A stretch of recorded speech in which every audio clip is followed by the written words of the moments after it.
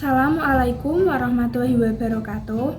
Kali ini saya akan menjelaskan materi mengenai ayat-ayat dan hadis tentang takaran dan timbangan. Materi yang pertama yaitu pengertian takaran dan timbangan.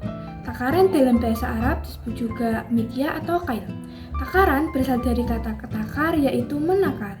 Jadi, takaran dapat diartikan alat untuk menakar, mengukur volume, berat, atau kadar barang tertentu dalam kegiatan perdagangan. Timbangan berasal dari kata imbang yang artinya banding, imbangan, timbalan, bandingan. Jadi, timbangan dapat diartikan alat ukur berat yang digunakan untuk menentukan apakah sudah sesuai berat standarnya ataupun belum. Dalam perspektif ekonomi syariah, penggunaan takaran dan timbangan merupakan bagian dari keadilan yang wajib diterapkan dalam perdagangan. Materi yang kedua yaitu ayat-ayat mengenai takaran dan timbangan. Terdapat 3 surat.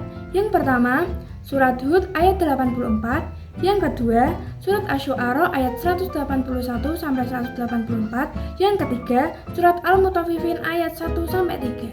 Yang pertama, pesan yang terkandung dalam ayat tersebut adalah seruan untuk mengesahkan Allah Subhanahu wa taala dan seruan agar jangan mengurangi takaran dan timbangan dalam jual beli. Menurut Quraisy Shihab, ayat tersebut menuntut agar berbuat adil terhadap Allah dan sesama manusia. Adil terhadap Allah dengan cara mengesahkannya dan adil terhadap sesama manusia dengan cara memberikan hak mereka, yaitu untuk tidak mengurangi takaran dalam jual beli.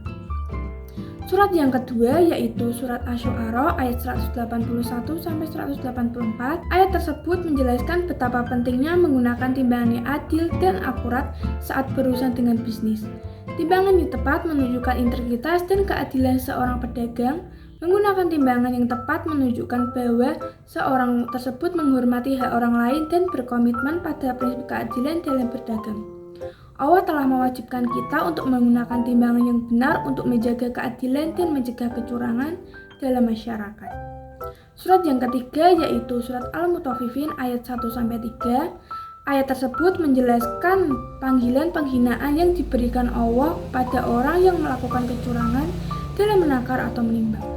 Ayat tersebut mengandung pengertian bahwa dalam perdagangan setiap orang harus berlaku adil, jujur, dan tidak melakukan kecurangan terutama dalam masalah takaran dan timbangan.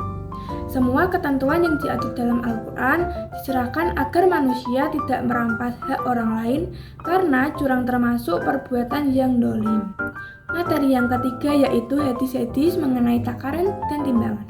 Terdapat 2 hadis, yang pertama hadis ke-654 dari riwayat Muslim dan hadis yang kedua dari Muttafaq alaih.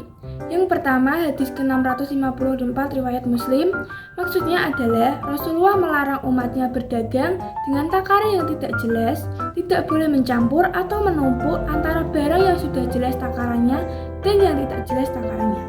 Seharusnya barang yang diperjualbelikan harus memiliki takaran yang jelas sehingga pembeli tidak merasa dirugikan oleh penjual. Yang kedua yaitu hadis dari Muttafaq alaih. Dapat dipahami bahwa jual beli merupakan pekerjaan yang halal dan mulia. Apabila pelakunya jujur, maka kedudukan di akhirat nanti akan setara para nabi, syuhada, dan siddiqin. Dalam hukum Islam, menegakkan keadilan dan kejujuran dalam pergaulan sama manusia merupakan bagian terpenting yang diseru oleh agama Islam. Keadilan dan kejujuran adalah pondasi kokoh untuk tetap tegaknya sebuah peradaban, sebagaimana kedaliman adalah faktor utama terpuruknya umat, hancurnya berbagai peradaban, lenyapnya ketenangan, dan datangnya kemurkaan Allah.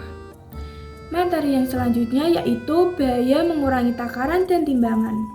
Islam telah melarang segala bentuk kecurangan karena hal tersebut dilarang oleh Allah Subhanahu wa taala. Mengurangi timbangan juga merupakan salah satu bentuk pencurian terhadap harta orang lain apabila mengambil hak orang lain dengan cara menipu dalam timbangan. Maka hal tersebut dapat menimbulkan bahaya. Adapun dampak yang ditimbulkan ada 3. Yang pertama yaitu menimbulkan ketidakpercayaan antara penjual dan pembeli. Maksudnya yaitu pembeli yang tidak lagi percaya kepada pedagang yang menjual barang karena masih berlaku tidak adil. Dan para pembeli juga akan merasa khawatir karena masih ada pedagang yang melakukan kecurangan dalam menimbang yang tidak sesuai dengan syariat Islam. Yang kedua yaitu merusak moral masyarakat dan membawa dampak buruk dalam peradaban sosial. Maksudnya yaitu dampaknya kepada pedagang lain, contohnya ada pedagang yang jujur dan ada yang tidak jujur dalam mempertimbangkan kebutuhan pokok. Tetapi karena ada pedagang yang tidak jujur sehingga ikut menjadi korban. Dalam hal ini masyarakat juga menginginkan kejujuran dan keadilan dalam melakukan sesuatu pembelian barang. Yang ketiga, dalam Al-Quran tindakan curang ini dianggap dosa besar dengan ancaman siksa neraka. Jadi dapat disimpulkan bahwa dalam aktivitas bisnis, takaran dan timbangan adalah dua macam alat ukur yang diberikan perhatian untuk benar-benar dipergunakan secara tepat dan benar dalam perspektif ekonomi syariah. Agama Islam telah melarang segala bentuk kecurangan karena hal tersebut bukan termasuk cara untuk memperoleh kemanfaatan melalui harta yang sudah diberikan oleh Allah. Salah satunya mengurangi takaran dan timbangan yang memiliki dampak yang serius dalam transaksi jual beli baik secara moral maupun dalam hukum. Mengurangi takaran juga bisa merugikan pembeli dan merusak kepercayaan dalam transaksi perdagangan. Allah menegaskan bagi orang-orang yang melakukan kecurangan akan mendapatkan siksa neraka. Untuk itu, keadilan dalam takaran dan timbangan sangat ditekankan untuk mencegah kerusakan sosial.